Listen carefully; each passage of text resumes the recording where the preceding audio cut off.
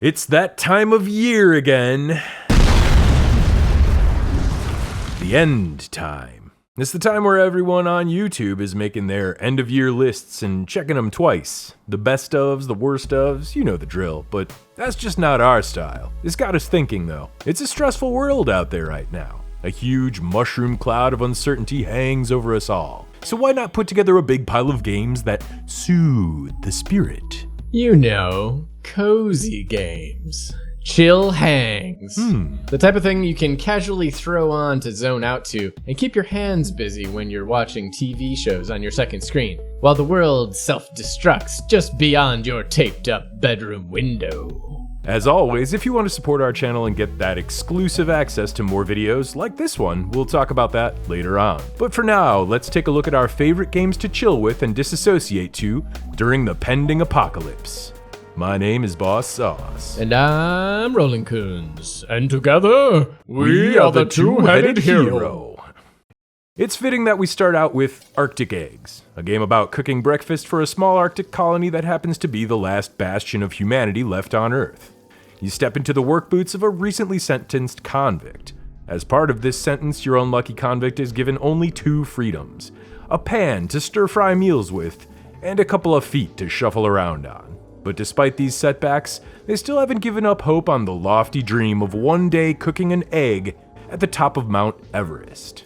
And this game is entirely centered on flipping and finessing the mouse or the, joystick, depending on your control scheme, to evenly cook the chicken eggs. That's the game. That's the whole thing. And it is extremely relaxing and compelling. There's zero, danger if you fail, basically. So you can do this as many times as you want. It's arranged into all these different little challenges with hungry people that want different things. So when you walk into a bar, you'll have to balance open beers on your pan while you're flipping eggs. When you go into the prison, sometimes you'll have to balance bullets that will go off and shoot the rest of the stuff off of your pan, and so forth. It's really, really cool. This is maybe one of my favorite micro games of the year, and feeding all the unusual tastes of these outpost inhabitants gets more and more difficult as the game progresses. So you're gonna be juggling entire tins of sardines, blowfish that keep blowing up and bouncing around everywhere and flying off your pan. And the challenge is keeping everything on your pan while cooking it evenly. And you'll have to do all this stuff to impress this 7-stomached mechanical god that lives at the middle of the colony. Oh, wow. So there's this healthy amount of humor injected into every corner of the game. There's all these little side conversations you'll have with the hungry people, and it goes places. Despite you and a few other people knowing that Arctic Eggs is going to be entirely my shit and begging me to play it, I haven't gotten there yet. It's in my backlog. So I am relying upon you to tell myself and our humble heroes about Arctic Eggs. Oh, absolutely. I love a physics game, period. I especially love a UI or a tactile mechanic that relies upon physics. Mm-hmm. And of course, I also like the kind of meta, Inscription, games that talk about something real and are really focused in on their mission. Yeah, this is definitely if you have 2 hours and enough money to buy a fancy coffee, this is absolutely something you'll love. So I guess we should just talk about what makes it a chill game for the apocalypse. Well, first of all, it's an apocalypse-themed game. It takes place during a polar apocalypse. Secondly, you have really laid-back, cool, jazzy music for the whole thing. And you have this just really calm PlayStation 1 snowy ambience. So it feels really casual, and it's definitely great for something on the second screen while you're just flipping these guys' eggs and sardines around, and it's definitely got that one more try feel to it, but it's got zero risk, basically. It's not punishing? No, not at all. Is it a progress loss thing you don't at lose all? any progress. Okay. There is a progression structure where basically you have to get a certain number of people fed to go to some of the next areas, but you can do them in any order. And you don't have to complete them all to complete the game. Can you tell me a little bit about the controls specifically? Like, is this a mouse game? I would say it feels really good as a mouse because it feels like you're flipping the pan around. Ah, right. So it's entirely a diegetic interface where you can only, interact with the game using the pan flippy. That is it. Oh, interesting. I love a diegetic interface as well. Regular viewers will recall my sick obsession with diegetic interfaces. Yep. I mean, if you look in this guy's search history, all diegetic interfaces all the time. It's a problem. You don't even use a VPN, man. You're on a list. No. Yeah, I don't even clear my browser history. I go to the library and look this stuff up. I go to the library and look at pictures of diegetic interfaces. Yep, exactly. Drooling. Basically, to wrap this up and cap it, it's a short, sweet, and weird narrative experience. It's very surreal, but it's totally worth the couple hours you're going to spend chasing every recipe down. So let's talk about the apocalypse factor. This game will probably run on basically anything, which is a good sign because that means that you'll be able to find a computer that can run this in the apocalypse, most likely. Unfortunately, it doesn't have Mac support. However, this would be good prep work for a second Ice Age scenario, which is, seeming more likely every day. Especially if you have to, think about replacing a frostbitten arm with a frying pan in order to remain useful to your survivor group. So this is Steamworld Heist 2, a strategy RPG that features a side-scrolling point of view, an artillery game, like, core mechanic. So if you remember, like, the game where you throw bananas at each other as giant monkeys on a cityscape. Or like Worms. Worms is a good comparison. Yeah, probably the touch point is Worms. Scorched Earth, I remember the name of. Oh, yeah, sure. But yeah, Worms is the game that anyone would probably remember if there's a chance at all. Anyway, artillery game style combined with turn-based tactical combat. It retains the tight core loop of the first Steamworld heist, where you get to not only position your steamy bots, but you get to aim each shot that they take for them. Depending on the class and weapon that you're using, you will have a certain length of laser sights, a beam of laser, and you will use that to line up your shot. And your character, again, depending on the class and weapon, is going to have a certain amount of like wiggle, like gun shake, to it, to make it hard, to add a little bit of trickiness. And then, of course, if you're using a shotgun or something like that, you're not going to get much of much aim assistance at all, right? Right. Or like the pistol has no laser, so you have to just eyeball it. Yes. Yeah. It's designed for more of a close-up kind of thing. Yeah. Another thing I want to mention is it kind of works like a side view XCOM because it's definitely cover-based mechanics. Yes, heavy cover-based mechanics, which comes into play with the laser beam because you can see where your laser beam, your laser sight, is bouncing off walls. You can ricochet most of the weapons. You can ricochet their bullets and hit somebody that's behind cover from behind them, and even do extra crit damage or like backstab damage with certain classes, essentially. Or like if there's a guy with a big shield, you can shoot around him and like hit him in the butt. Yeah, shoot around him. You can hit them. You can like bounce a shot off the ceiling above them and hit them in the head or the hat, knock their hat off and take it for yourself. So that's the core system. It was already there in Steamworld Heist. It's really tight and good. One thing that's new to the sequel is a Final Fantasy Tactics style job system of character advancement where you can unlock the perks and abilities, like passive abilities of each skill, and then you can mix and match those from the various classes to create your own class on each character. So that's really cool. When you're what do you call it? Hiring a new member of your crew, the thing that makes each member of your crew that you can hire unique is a special ability that can be unlocked and upgraded for them that's unique to them. and then just their look and personality. And they'll start with a particular weapon in class, but from there, the classes are linked to the weapons that you give your guys. So you can you can have a guy that you just like the look of or the personality of, and just be like, yeah, actually, this guy's gonna be my sniper. Or maybe you see that their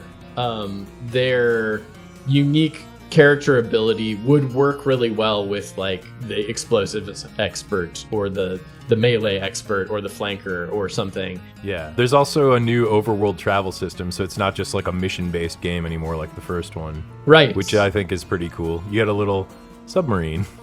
You get to scoot your little submarine around the world map, and you are essentially playing a single-stick auto shooter like Vampire Survivors. Yeah. Between missions, just getting from place to place. And you get to upgrade your submarine as well separately, so you can actually tailor the in-between auto shooter stuff to the style that you like.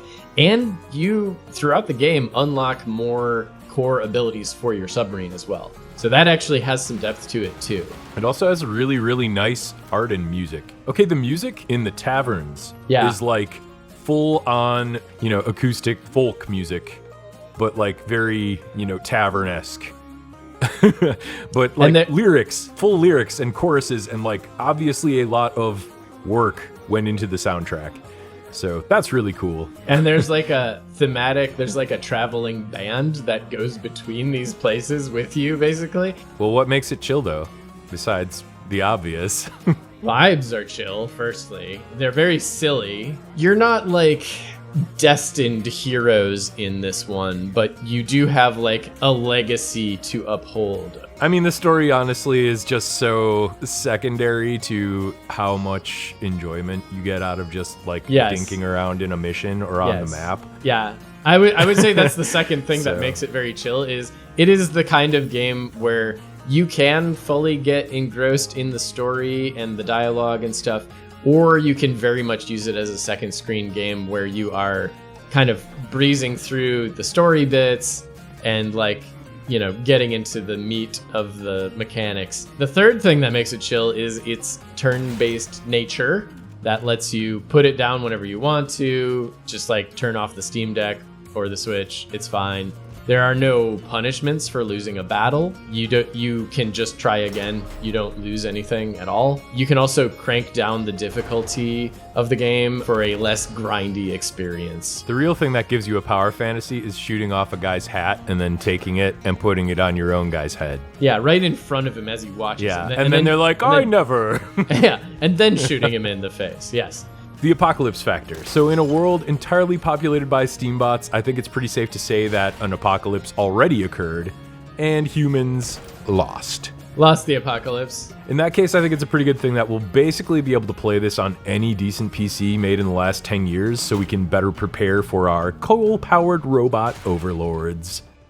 Next up, Webfishing is an extremely indie take on the very best parts of Animal Crossing New Horizons that took the pandemic lockdown world by storm in 2020. Webfishing distills the social experience that was the reason that it blew up. It takes that social experience and distills it into a fishing game with RPG progression, essentially. Why do we care? Gone is the shiny Nintendo veneer, replaced by I Heart Peeing hats and a very playful atmosphere with just enough jank to make it feel authentic. Authentically indie. I mean, it's a $5 game. Hey. A little jank's gonna be expected. The core of the game is a fairly deep but still easy to approach fishing mechanic, supported by a large array of unlockables, both ones that are mechanical and like add to your chances to catch particular fish, or create a little rain cloud above your head so that you can catch fish that only like it when it rains, or Like put a bucket down so fish catch themselves. Yeah, That's fish another just one. catch themselves into They your just bucket. jump in the bucket, I guess. I don't know. I don't know how the bucket works, I guess, but that's how it do. But there are also a ton of cosmetic unlockables as well. So Give your cat a cigarette. you get to like build your own face with eyes and hook hands and eye patches and It's like a Miiverse. yeah. Oh, there's a whole bunch of secrets. That's right. No spoilies, but there's a bunch of secrets in this game.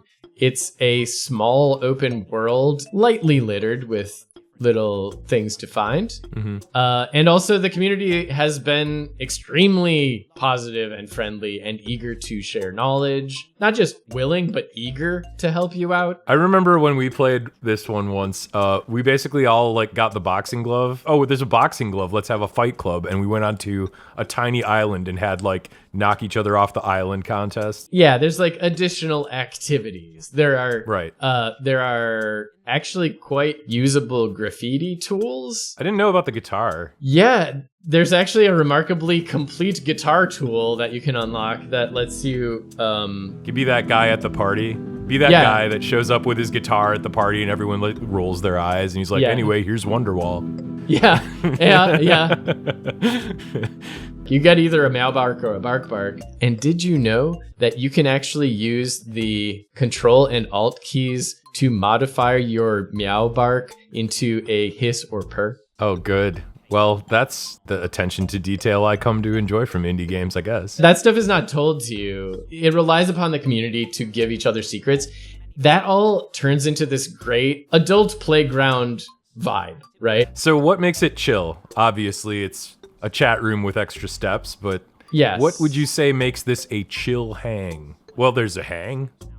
I guess I'm kind of answering my own questions here. I don't think there's even anything about this game that's not chill. It's a chat room with shared activities, relaxing vibes. You can actually equip the patience lure, it's called, in order to make it so that fish will wait for you to start catching them when they get hooked. You can turn on auto-clicking, and that makes it so that you do not have, there's nothing sweaty in the game. Even when you're trying to catch a very difficult fish, all you need to do is hold down the left mouse button, and then there are stats. It takes the fishing game out of the fishing game. Well, not entirely, because there are still fish that will be impossible to catch. You need to unlock better fishing rods that will do more clicks at a time. But honestly, there's progression and there's different rare fish to catch so that there's a reason for people to hang. It's the board game that you bring to the family outing, you know?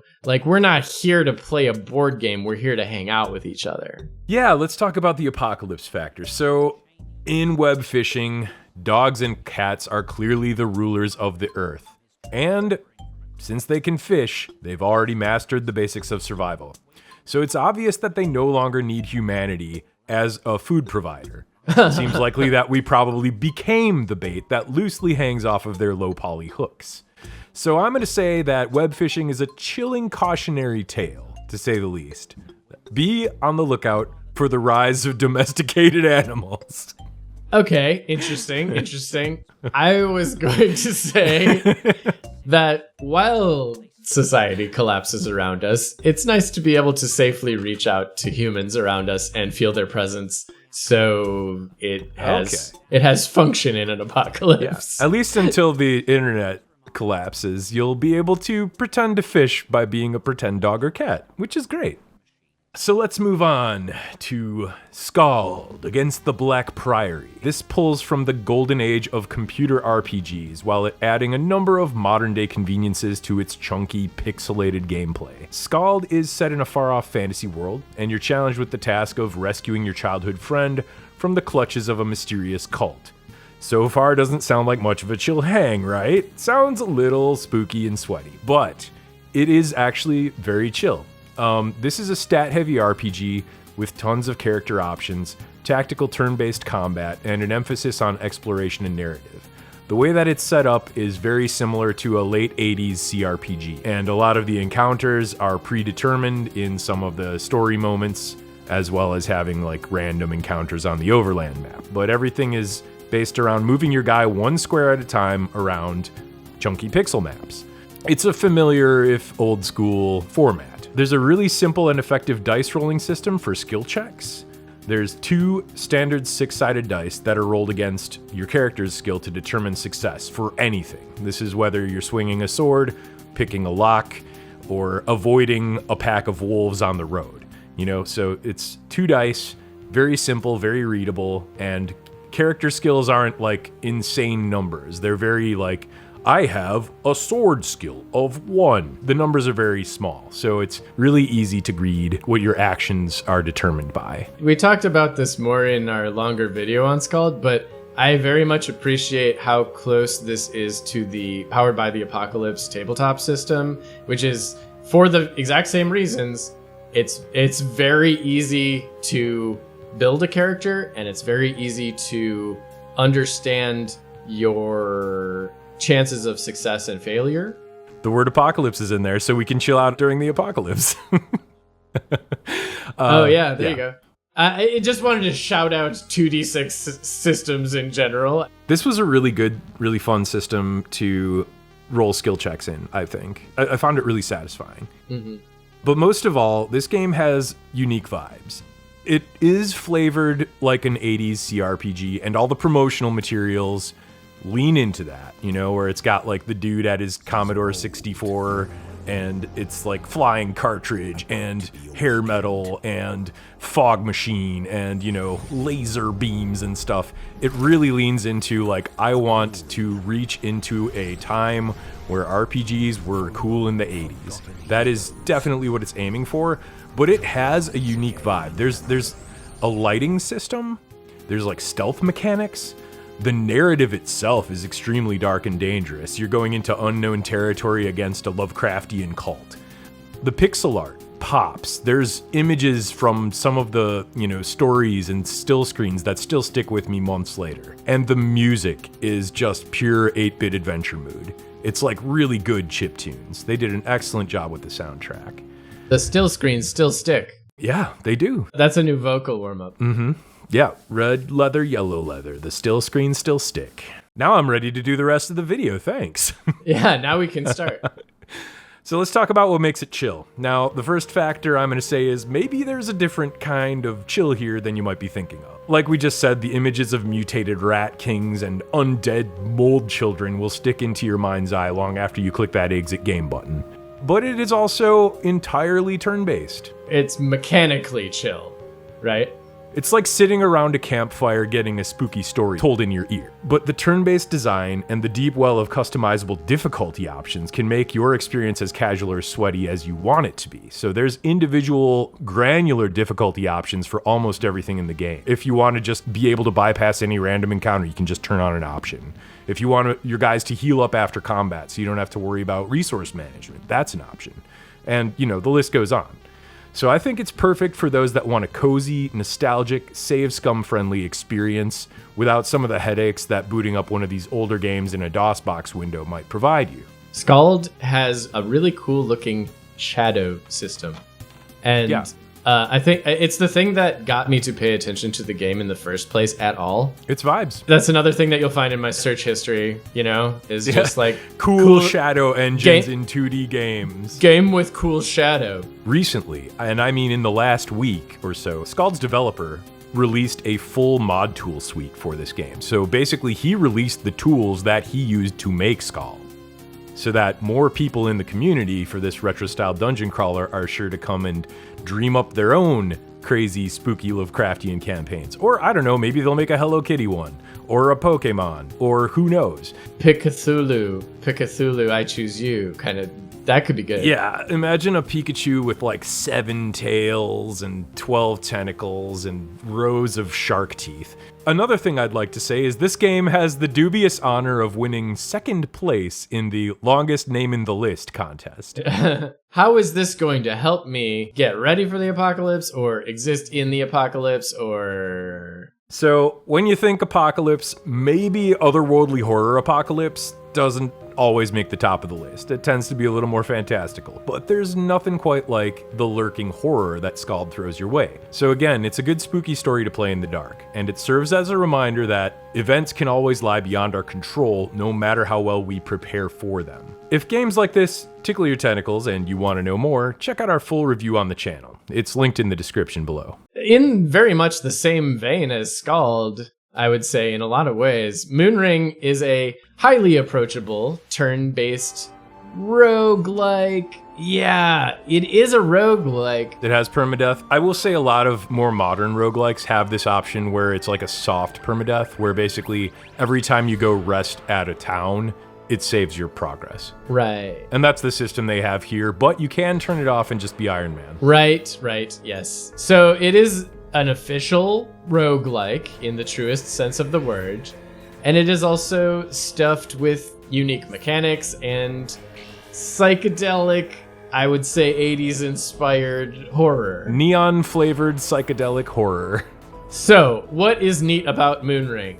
The world reacts to you step by step, like any good, true, comfy roguelike. And most of the controls can be accomplished with a single hand, the WASD arrow keys, or I think you can just use full mouse if you want to.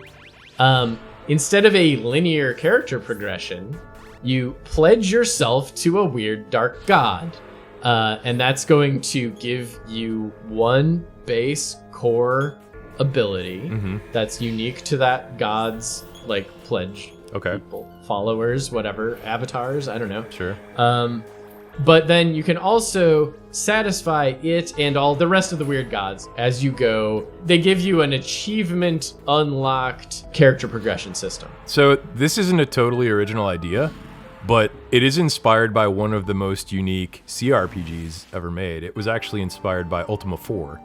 So similarly to this, where you're satisfying the whims of unique weird gods, Ultima 4 was about extolling virtues. So you had to do quests that represented certain virtues in order to progress your character, which is pretty groundbreaking. There hasn't really been a game that tried to do that until this one. So that's really cool. It really sticks the landing as far as enforcing the weird god theme with like a sanity mechanic where if you like stay in the psychedelic mists for a while, you'll start to see extra monsters that are very tough and will eat you even though they are possibly hallucinations. Oh yeah, the amber mist, sure, okay. There's so many cool little mechanics that are built into this game and explained, but they're a little opaque, yeah. It's like, yeah, it gives you explanations through doing. It's a game about exploration, you know? Yeah, that's like a Dark Souls approach to mechanics, where it'll be like, you can push this button to do a thing, but there are definitely many more things to consider when you push this button. You can build a bunch of different character types, like really form it to your playstyle by combining the big ability that gives your class sort of a framework and is provided by the god that you've pledged to, with the smorgasbord of unlockable perks that come from the like little god credits that you get for achieving one of the god missions.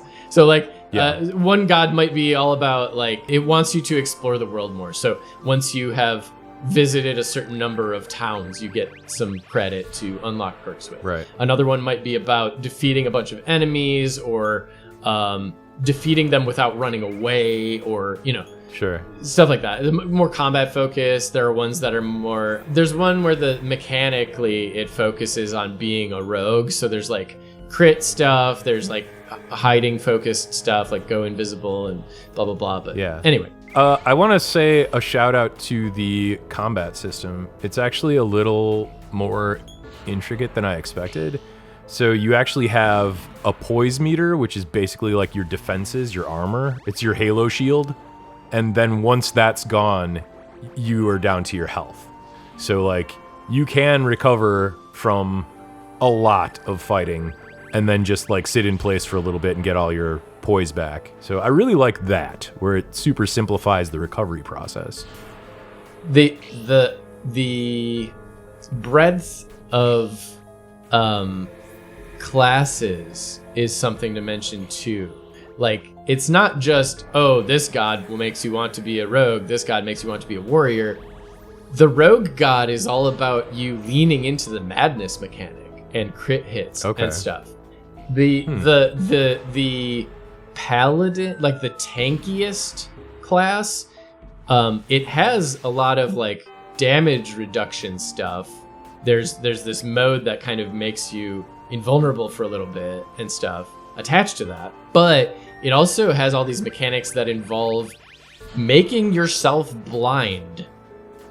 Oh, what? Yeah. Why would you do this? You can get these other perks to combo with that make it so that it doesn't matter if you're blind, and also it like buffs you when you're blind. We don't have to get into the super nitty gritty. It's not just basic RPG classes. Each one is unique and creative and really interesting, and you can combine it a bunch of different weird ways to make multiple combo builds that are fucking weird. It's really cool. Right. Cool. Well, what makes it chill? What's the chill factor? I would say that it's got those really simple controls, much like SKALD, and it's got that turn-based ability to put the game down whenever you like, much like Steamworld Heist or SKALD. Or anything turn-based, I guess. And those together make it a great one for binging on a podcast or a show, or playing it and somehow playing Webfishing at the same time. Doable. So essentially it is great for stimming. Yeah. So, okay, this one actually did come out like the end of 2023, but big but here, there was a bunch of massive updates that came out to it this fall. Like October had one of the biggest content updates where World Generation was totally redone. And so it's kind of like playing an entirely different game than when it released. Still counts. Also, it's free. This one's just free, so you can just try this out. It is a solo project created by a co-creator of the Fable series. What's the apocalypse factor here? I can't think of a better way to prepare you to appease the multitude of bizarre gods and cults that are likely to pop up after society lies in rubble at our feet. Well, that's good. Cult Preparation 101 in a nicely neon-flavored package. Now, I recently installed this on my phone because you would not stop talking about it all year. So why don't you tell us about AFK Journey? Listen, I don't... My relationship with AFK Journey...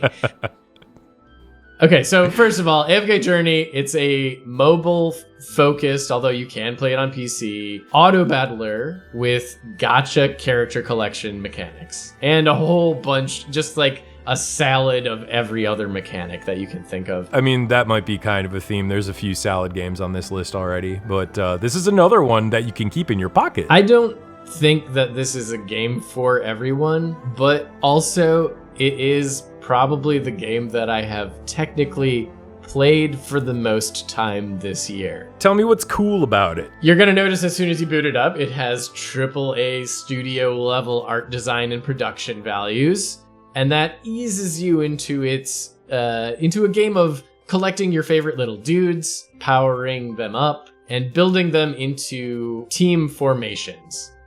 After you've done that, you just press go, and you watch them get about their dark work. Murdering.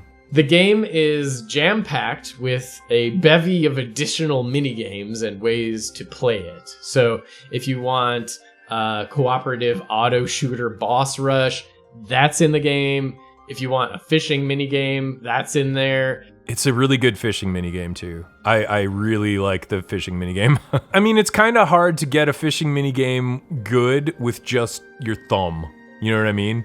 Like, just the fact that it's really tactile, despite the restrictions of its format, make it very good. There's a, make all the stuff fit in the backpack puzzle game in here. There's a roguelite dungeon crawl.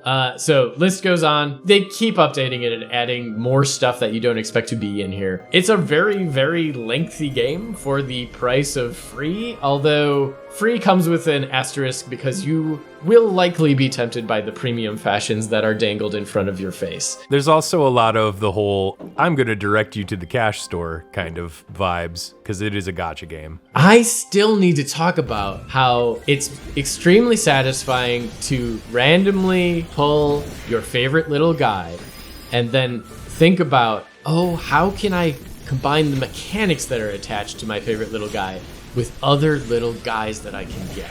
That's the core of the game. If that sounds good to you, it's free to try. What makes it chill, though? I need an activity that will calm me down, where it doesn't ask much of me, and it doesn't even, make me want to pay attention to it fully. It just gives my hands and a little bit of my active brain something to do while I try to de-escalate from the day. I think what makes this game chill is that there's a lot of options you can turn on to just make it play itself. Oh, yeah. With very little input from the player. If you don't want to be bothered by using your guy's ultimate abilities during a fight, you could just push a button.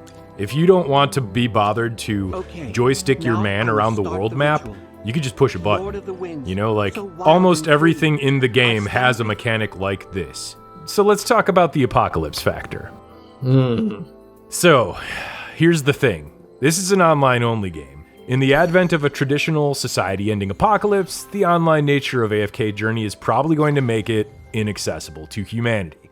But, it's highly likely that the internet would remain intact if the world ends in a Terminator Skynet scenario, where there's robots stomping on piles of human skulls and big purple lasers everywhere, right? So, in fact, I bet if we got AI overlords hooked on the gacha mechanics, humanity could turn this around. That's a good point. So it's kind of a safety net for Skynet. Yeah. I would also say practically, in the ramp up to the collapse of society, we all need more ways to self-regulate, and that's what this game is for, Sure. Hubble bubble, let's make some trouble. All right, so I'm going to talk about the game that I think put the most smiles on my face this year. The award for the most unique RPG on this list has to go to CRYPTMASTER. So it's a masterful distillation of the RPG formula hiding under the guise of simple word puzzle games. You play as a cadre of resurrected heroes in a quest to determine the future of the lands on the surface. Will the powerful necromancer known only as the CRYPTMASTER rise from the depths to rain unholy terror? Or will he be seated away from mortal realms once more? This is basically the choice that remains in front of you. What's neat about it? Tell us a story about CRYPTMASTER. Okay, get comfy, get your little juice box, get your crackers, because we're going to tell you a story about the old CRYPTMASTER. Now, mechanically, everything in CRYPTMASTER is based upon letters and words. So it's like playing D&D using a Scrabble set instead of dice and character sheets. The letters in your heroes' names are their hit points, and the attacks and skills that they use are all discovered by guessing word clues. Doors are unlocked by guessing little riddles, and so on and so forth. So it's an incredibly clever way to leverage wordplay into standard RPG systems, and it makes everything feel extremely fresh and original. If you're someone that enjoys word games on your phone or something like that, or likes crossword puzzles or word searches, this is the kind of thing that I would give you to introduce you to an RPG. Like if you'd never played an RPG before and you just played newspaper crosswords, I'd be like, hey, you know what? You'd probably like CRYPTMASTER. In addition to this, the game is wrapped up in some really smartly crafted presentation. It has a unique pen and ink feel in all the character designs and environments. It's got really quality voice acting and colorful characters. It's got really good tunes. It's just a very chill, mysterious vibe in general. I think it's a gorgeous game. I think it's really cool looking. There's a little roughness to some of the animations, but other than that, I would say this game punches way above its budget when it comes to the visuals and audio presentation. There's a ton of voice acting to this game, a lot. A lot of the characters have maybe hundreds, if not thousands of unique lines. But the CRYPTMASTER himself is the star of the show. The voice actor for the CRYPTMASTER is also the head writer for this game, and I believe this is a 2-man project. So you had one guy doing most of the code and design angle stuff, and another guy doing the writing and voicing the main character. And the CRYPTMASTER is not who you play as, but the CRYPTMASTER is like your companion. So he's like evil Clippy. You know, he remarks on almost everything that you type into the prompt with like a witty comment or a playful question during your whole journey to the surface, which will be about a dozen hours or more, depending on how good you are at the riddles or how often you use the hints. So just absolutely tons of work went into the voice and writing alone. He's almost like a commentary track to your adventure, but he also has his own motivations. He is a character. He wants to rule over the surface world, and since you're a group of heroes that he resurrects, it kind of becomes clear that it's going to be up to you whether to, you know, help him with his plan or somehow try to hinder it, right? So that's really cool too. There are multiple endings to this game. We've already talked a bunch more about the presentation and guys, I guess like everything about the game in our full review. We'll put the link in the description here. So if you're kind of on the fence, but you maybe want to hear a little bit more of the CRYPTMASTER's dulcet tones, go check that out. Does it prepare us for the apocalypse, or does it make it easier to be in one somehow? So as for the apocalypse factor, CRYPTMASTER explores the possibility that so many other, you know, video games, movies, comics, TV shows have all touched on in the past. It touches on a zombie apocalypse. So it's really unusual to see a zombie apocalypse from the perspective of the zombies, right? But this game does that, and it might provide some valuable insights on, you know, human survivability, or even if it's just easier to go along with the zombie apocalypse and be a zombie. I want to say practically, because that seems to be the angle that I'm approaching all the apocalypse factors from. Mario Teaches Typing sucks, and there aren't that many good word games, and we're going to need more ways to teach ourselves and our, if someone chooses to procreate, teach those little goobers how to do word good. Yeah, Wordgooding. And this is that. This is actually the best do word good, think about word game that I have ever played. Potion Craft is a truly cozy alchemist simulation with a pleasingly tactile interface and lovely illuminated sort of medieval style ink art. So the core of Potion Craft has you plucking ingredients from your little garden, grinding them in a physics reactive mortar with a physics reactive pestle, toss them into a cauldron. You can actually toss them into the cauldron. Like you can wind up and let go and try to get it into the cauldron with a toss if you're feeling really like Swedish chef about it today. As you do. Stirring and heating your concoction to finesse your way around an alchemical map in pursuit of knowledge. And also the perfect potion recipe for a particular thirsty client. There's a late physics element that's used very cleverly and gracefully to make every screen touchable in different ways. Even in your bedroom, you can like place different shelves and tables and chairs and then place little things on top of them. If you want to, you can just fill your bedroom with ingredients and have them all pile up. And I prefer not to sleep where I work, thanks. I'm actually surprised that this isn't a phone game because of how tactile it feels and how everything's controlled with a mouse click. There are customers that will come into the shop portion, the shop screen. They want like a potion that does something that helps them with a problem, and they'll just describe their problem. Yeah, like, I smashed my toe. What do you have for a smashed toe? And you gotta be like, oh, I gotta make a healing potion. Yes, but then there will also be things like, I locked myself out of my house. Do you have any options for me? Right?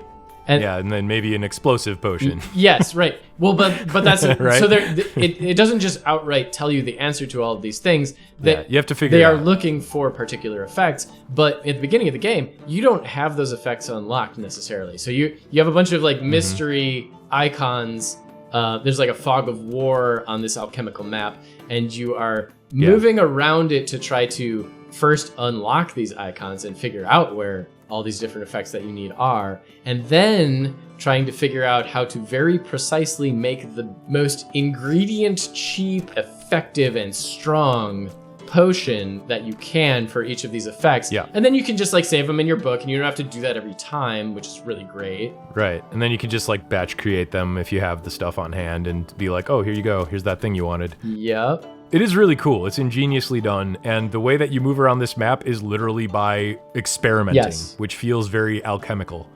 You know, there's also a skill tree where you can do stuff like level up your bartering ability and, you know, waste less ingredients and stuff like that. The skill tree is pretty free form as well. Like there's flexibility in the skill tree. Like what do you want to go after first? What's important to you? Do you want to go strictly after money first? It's also massive. It's a pretty big skill tree. Yeah. There's a lot to unlock on it. Even the recipe book. Yeah, there's a lot of cool shit. You unlock pages for the recipe book. You can decorate these potions any way you want. You can organize your recipe book with tabs in any way that you want.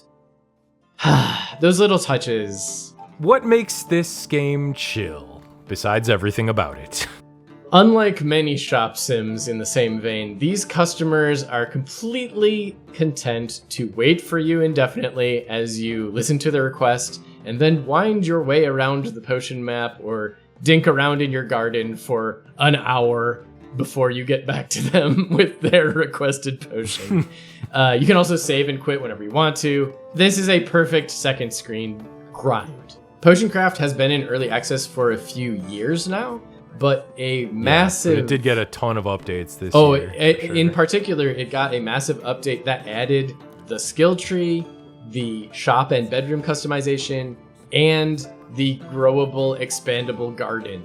And that... Yeah, and it's in 1.0 now as well. That happened this year too. Yes, but the 1.0 didn't include all that cool stuff. So I think this recent update is the true 1.0, because this is like what they were teasing for years, you know? This game is now complete, and you should play it. And it's also, I will also mention that it's also on sale for super dirt cheap. I think I got my copy for like $7. Is it still going to be on sale when this video goes out? Hopefully. Okay. That depends on me, I guess. Yeah, so... So let's talk about the apocalypse factor. Well, let's talk about it. Gardening and herbal medicine will no doubt be useful skills in any apocalypse. It doesn't actually teach you any applicable skills as far as that goes, I will say. But no, alchemy's going to be totally useful.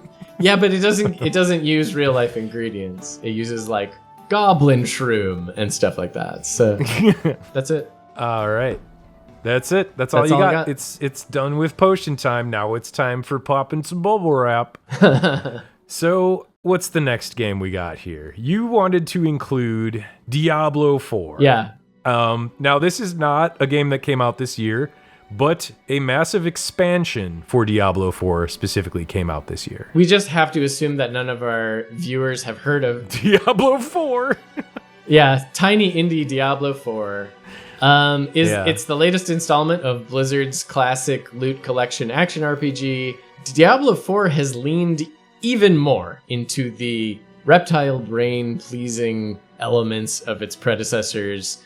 The bubble wrap popping, flow inducing zone of those previous games. Why do you think this is a worthy addition to the chill factor games of the apocalypse? So let's talk about what makes it neat first. There's a major content update that was released this year that has refactored a lot of the problematic loot systems that the game had on launch. With that update has appeared a really interesting system. It provides a build-changing perk on orange tier or above. Because of that, and because of the combinatorial prospects that are available to you through that, I do not think that there has been as much build variety in a Diablo game to date. Like before, this is the most one. This is the big one. The most This is one. the most one. And, this one? And the big one. This one's the most one. This one most and biggest of Diablo. This Diablo, most Diablo. Also, another neat thing, while the main plot is still divided into acts, there's a huge open world to explore at your leisure from the jump. The addition of mounted travel makes it fun to find all of those decrepit cellars and dusty dungeons and profane shrines scattered around the lands. I will say that the addition of horse and open world made Diablo 4 way more fun than I was expecting it to be. But the horse is maybe the number one best addition to the entire game. Or Big Cat. Don't forget Big Cat. You could get a big cat, yeah. But I like having a horse that's covered in porterhouse steaks as my main. You might not expect an action RPG to be chill. Clearly the aesthetics that Diablo leans into are grimdark as ever, and I actually think mechanically that this game is quite chill. The experience of the game is largely flat. So you don't have to worry about these huge sweaty spikes in tension. Even when we were pounding out the bosses together, it was pretty much just bubble wrap. You pop it and loot comes out. So that makes this a really great game to have on while you have a casual voice chat with your precious dudes. And then, just like make sure that you share the sick ice lightsaber that popped out of your loot drops that you can't use with your buddy who can. My thing about Diablo 4, it was generally enjoyable to play it with buddies, but not a single zone or plot point or character stuck out in my mind at all after I rolled credits and uninstalled the game. Like, I can't remember anything that happened in Diablo 4. Like, there was a scary lady, and that's about it. Another thing about having a tension curve that's more of a roller coaster than a flat line moving walkway in an airport. Yeah. Right. Is that when we have more tension, when we have moments of, like trauma or particular excitement, when our heart starts beating a lot, we're going to make more timestamps in our brain and we are going to remember those things more. You're right. Okay. I just remembered one thing while we were talking about it, actually. Yeah. The one time that I remembered a challenging boss was the Butcher. Oh, yeah. That's a boss from Diablo 1. Yes. But the thing is, they keep throwing the Butcher at you multiple times. He's a random dungeon boss. Yes. So it's like, you don't really feel like, after the first time, and then you see him come back, you're like, hold on. And it kind of takes away from the iconic nature of the Butcher being that scary-ass, big, cleaver-wielding demon that you fought in the first Diablo game. So it kind of punches itself in its own crotch in a few ways. So is this going to help prepare us for the apocalypse? Is it going to give us skills that we need? Is it going to help us cope with the apocalypse? Yeah, what's the apocalypse factor here? Well, a religious apocalypse where the surface of the world is scarred by demons has also been a fear played on by countless novels, movies, video games, etc. But somehow I feel like a real demonic invasion is not going to be as easy to defeat as the hordes in Diablo 4. But who knows? Maybe all the popping bubble wrap action you'll find in Diablo 4 will give the survivors of Armageddon the courage to try. Sure. Yeah, a little bit of fake courage, All right, how about a different game? Caves of Kood is real crusty post-apocalyptic shit. This is a post-apocalyptic roguelike, and it is a traditional roguelike, as in a game that plays like the 1980 classic Rogue. Some people already consider it a classic because it has spent 17 years in development, but it just dropped into 1.0 in December. And on the surface, like I said, it seems like another simple tile-based dungeon crawler with a wealth of randomly generated trappings, but it's a masterclass in algorithmic sandbox storytelling. Basically, if you are a fan of turbo nerd roguelike fare like Dwarf Fortress or Cataclysm Dark Days Ahead, this is the kind of game that you will love. When we say crunchy, what we mean is it matters for the player to dig into the mechanics. There are a lot of systems and mechanics to dig into. And so much random generation that you will never have the same experience twice, even in the tutorial. It is definitely a game that simulates nearly everything within a hostile post-apocalyptic land. It takes place far beyond the present after civilizations have risen, fallen, and presumably repeated that cycle several other times, which makes the entire landscape feel alien. So you're traversing over, barren salt flats or cutting your way through hostile mushroom patches that scream psychic yells in your ear, or humble villages full of villagers trying to eke out a living from the harsh salt plains. You'll be going through ruinous caverns that no one has ever laid eyes on in generations. Way more. There's so much more here that, even my few hours with the game, I have found so much variety. It's mind-blowing. There's hordes of monstrosities to fight, mysterious gods to appease, and high-tech treasures from times long past. So you might find a spear lying on the ground. Hey, that's high-tech right there. But even more high-tech is you might find a shiny chrome revolver lying next to that spear. Or you might find some kind of syringe that you have no idea what it does. And examining these might result in breaking it. You can do some crazy shit in this game. You can transplant your brain into another creature entirely and then kill your own body. Wait, what? That's crazy. That's awesome. I didn't know you could do that. So what makes this chill, though? What makes this chill? So this is an entirely turn-based experience from front to back. It's really easy to pick up and walk away from, just like the other turn-based games on this list. And although they're normally known for unfriendly control schemes, Caves of Kood actually has some pretty decent controller support. Sure, it doesn't look like much, but if you want a game where you have to consider whether wading through that saltwater cavern filled with sentient plants is more or less dangerous than facing down a village full of hungry beastmen, this is definitely the game for you. I love an emergent narrative generator, and I know that this is that, but I also know that it's just a chonkster as far as how much is in there. So I know that I'm going to fall into it, so I need time to do that. So, is it gonna help us prepare for the apocalypse? Okay, let's talk about the apocalypse factor. So, in Caves of Kood, water is money, life is cheap, and firearms are plentiful. So, with those things in mind, it might be a good way to prepare those living on the North American continent for a hostile post-apocalypse. I could say it could help get you into the mindset of survival, and you can just run a bunch of simulations so that you can test out your theories on your survival strategies.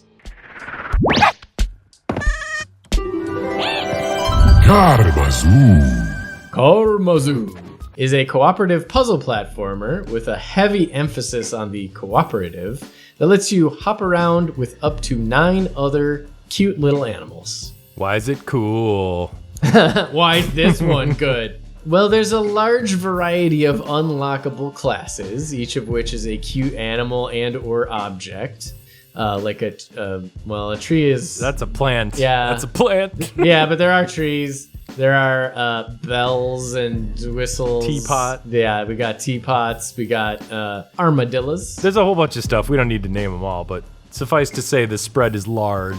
2 types of puppy. Each one of these has a unique combination of size, unique abilities, mission objectives, and, of course, most importantly, dance moves. You can also turn into a little blob at any time in case there is a particular part of a level that is impossible to get through as a larger character. The little blob also has the best singing. Oh, I mean... It just screams. The 10-player cap on a cooperative platformer provides a really unique feeling to it, that of a crowd of oft confused critters hurtling their way through a largely forgiving death trap dungeon. Yeah, I mean, this would be a pretty good LAN party game. So you've got these bubbles. They're like these safety bubbles that shrink while you are alone and isolated until they eventually pop and you are turned into a ghost. Just like real life. Just like real life, being solitary for long enough makes you die. I guess I'll know when I get there. That's a little grim.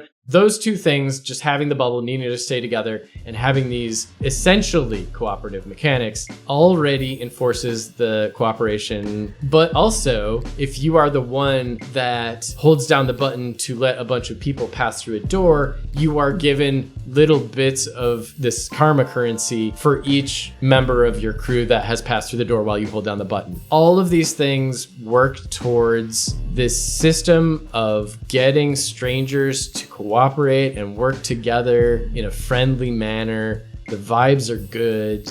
People are helpful, not just because they want to be, but because the game forces them to be in order to progress in the game. I love that. I think it provides a really good chill vibe. Let's talk about the apocalypse factor. Since there's no humans in this game, I think it's probably safe to say that Karmazoo is a 100% accurate representation of what kind of paradise Earth would be if we all suddenly got raptured. Leaving behind our spike dungeons. Pragmatically, I would say that if you wanted to have a selection of games that teach important skills for a closer to tribal post-apocalyptic society, teaching cooperation is so key to human survival. We need more games that teach cooperation. I'm feeling hungry for a good old, big old steak of a game, though. 72 ounces of beef slam down upon the table. Pure Kobe, barely touched by the flame. Yakuza Like a Dragon Infinite Wealth. Gotta be my game of the year. I started the year by finally getting around to Yakuza Like a Dragon, and I ended the year with Infinite Wealth. So if those were the only two games I played this year, that'd be a pretty good year for gaming. Yakuza Like a Dragon Infinite Wealth doesn't just win the prize for longest title in the video, and it's a big one, that's a mouthful. It is unquestionably the most enjoyable RPG I've played in a really long time. So what's cool about Yakuza Like a Dragon Infinite Wealth, which I'm just going to call Infinite Wealth from here on out because it's too long. Let's talk about it. So it's a spin-off of Sega's long-running Yakuza series that places some of their popular characters into an ensemble cast turn-based RPG. Since Like a Dragon and Infinite Wealth both take place in modern Japan and some other places, it puts a fresh perspective on the old menu-based combat and exploration that JRPG fans are familiar with. One of the best things about Like a Dragon and Infinite Wealth is they embrace Yakuza's legacy of insane over-the-top combat. So you can mash in your opponent's face with a bicycle, or call on your hobo buddy to blaze his flammable booze breath in their face and scorch a group of thugs, or summon pigeons, do insane screen-filling powers. I will also say, just going slightly deeper into the combat system, the really cool part about this, it's easy to get burnt out on a traditional JRPG turn-based combat system. Your guy's turn comes up, you are picking the action that they take, you are pointing it at an enemy. But this game marries that to the traditional Yakuza series is kind of physics-based beat-em-up combat. So positioning is super important for one. And timing. You can knock an enemy into a sandwich board sign to do more damage to them while they are down on the ground struggling to get up. Get your second guy to do a more powerful attack on them because they're on the ground. Kick them while they're down. But you can also just turn all that off if you want and just like push auto battle and have your guys battle it out for yes, you. Yes, it can also be an auto battler. I think because it has a real world environment and takes place in a modern setting, it's instantly easier to connect with. The other thing I want to mention is, just like its predecessor games in the Yakuza series, it marries all this combat and insanity to a very dramatic main storyline. And we're talking like soap opera levels of drama. And you'd think that this incredibly breakneck change in tone would clash. It also has this compelling popcorn-munching soap opera factor. Like, you want to know what happens next. So a lot of this charm has to do with its poofy-haired protagonist, Ichiban Kasuga. He's a lovable moron with a heart of gold and an indomitable spirit that's kind of just trying to get by in a hostile world where things keep kicking him while he's down over and over and over. It's got a really good story, and I definitely found myself turning down the TV and like pausing my programs just to see what's going to happen, you know? It can't be overstated how refreshing and positive of a character you are given as the main protagonist. He's sort of in the Naruto vein. He's sort of a like, I can do it if I work real hard, but also I believe in all of my friends and allies. You know, like, brings that kind of positivity that like draws people in. Well, it's also, he's really naive. Yes. Like, he's got naivety, and it's like a charming naivety because he like refuses to believe that someone could be such a dick that they would pick him up in a taxi from the airport and then just turn around and rob him. Yes. He refuses to believe that even when that happens to him, he refuses to believe that that person is a bad person. Yeah. You know what I mean? He is a genius at making friends out of his enemies. Yeah. And that is a really cool character to play as. That is like the core vibe of this game. And that is, I experience emotions very strongly, to be sure. But this game in particular, there were some teary moments. I choked up multiple times playing this game just from this game's storyline. That doesn't happen with games for me very often. I can count the number of games that have made me experience that on one hand. The other thing is there's a theme in both of these games, in Like a Dragon and Infinite Wealth, that is very unexplored in gaming.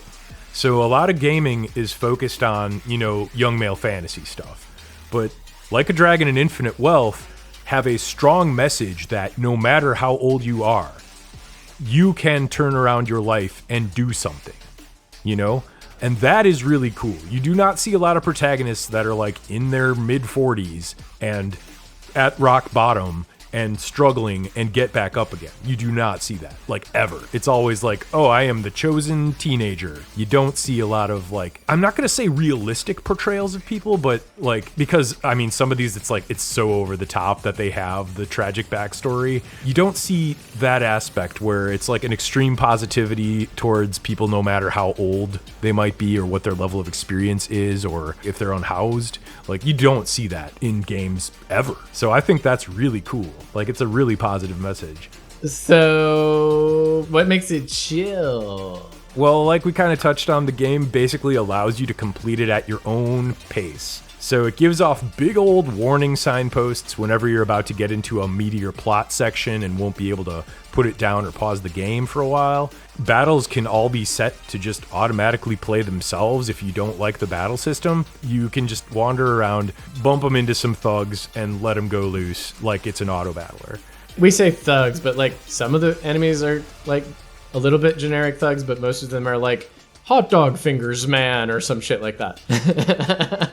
The enemy designs themselves are lighthearted and silly, like dude that has a pool toy and slides on his belly because he's all oiled up, or big chunky man that has a pizza for a shield and a soda bottle for a sword and stuff like that, It's goofy and it's fun and it's lighthearted, and yet it can still take those 90-degree turns in the plot and be dead serious and heartfelt and sad, like profoundly sad in some places, even in the same story beat. Both of these games are, they're so good that they should be experienced by everyone that has even like a passing interest in RPGs. And I don't want to talk about the story too much because of that. Even just looking around, the virtual tourism aspect is very strong. There's a say hi button in Infinite Wealth. You can just say hi to everyone on the street and they're like, oh, hi. And the other people say hi, which feels actually really fucking good. Basically, there's so many side activities and mini games that have a massive amount of depth that I kind of would just call this game infinite fuckery, because you can literally just play around with stuff forever. Without spoiling too much, there's like a really in-depth resort management minigame, and that's like 20 hours of game by itself. There is bar darts, there's a rock band style karaoke. There's just so many little side activities that you can just park the main story and screw around. It's like a perfect second screen session that has this emphasis on taking a break. Because of how powerful this pitch is to someone like me, I do not think that it is too much of a spoiler to reveal that there is an entire Pokemon Stadium built into this game and an entire Animal Crossing built into this game. It's better than Animal Crossing. Yes, it is better than the most recent Animal Crossing also. But these are it's like unabashed ripoffs that they make Yakuza style, and it's funny. And Nintendo won't say shit because they own Sega. Without any exaggeration, Like a Dragon reinvigorated my love and appreciation for JRPGs earlier this year, and Infinite Wealth somehow managed to surpass that and improve upon that game's perfection. I haven't had this much joy playing a JRPG since the PlayStation 2 was the top of the stack console. And in a year that basically had no big budget single player experiences, this is an absolute home run. Apocalypse Factor. Begin. If you can find a console or PC that's beefy enough to run Infinite Wealth, it'll probably provide you with entertainment and challenges long after your precious food and water supplies have run out. Plus, who knows, the game's messages about redemption and the power of friendship might just be strong enough to one day bring the world back together again. Imagine a new post-apocalyptic world where Infinite Wealth is used as a teaching tool. An entire syllabus. So there you have it. Our favorite cozy second screen experiences we've played over the year. These games probably contain hundreds, if not thousands, of hours of chill entertainment, absolutely perfect for lulling yourself into a false sense of security while society collapses all about you. Game or not, is there something else that you use to soothe the overwhelming sense of existential dread? Please let us know down in the comments. Please? Either way, we appreciate you taking the time out of your busy schedule of scavenging and fending off the raiders. Extra special thanks to the brave champions that dare to support our channel over on Patreon and Ko-Fi. Just 2 rusty bottle caps, or your local post-apocalypse equivalent, Drams! Gets you early access to videos, frequent updates, exclusive content, and special Discord roles. Bountiful thanks to the beefy barbarians that donate at the Seat of Honor level, Wolfgang Bristol and John Mark Collado. And we raise a mug to all those gathered around the heroes table, including Adam Muselman, Jaduzable, KK, Woolpers, Jaroslav Rybaki, and the rest. Your donations make a big difference, but if you find your coin pouch a little light this month, you can still help us out by liking the video, subscribing to the channel, and telling all your fellow survivors to come watch our stuff on a old tarnished CRT TV. Are there any more brain-soothing games we need to know about? Let us know down in the comments below. Oh yes, I was just about to say that one. This is unrelated, but do you know any games where we can kick guys into a river? Cause that's absolutely fully my shit. Thanks for watching, and we'll see you on the next Two-Headed Hero.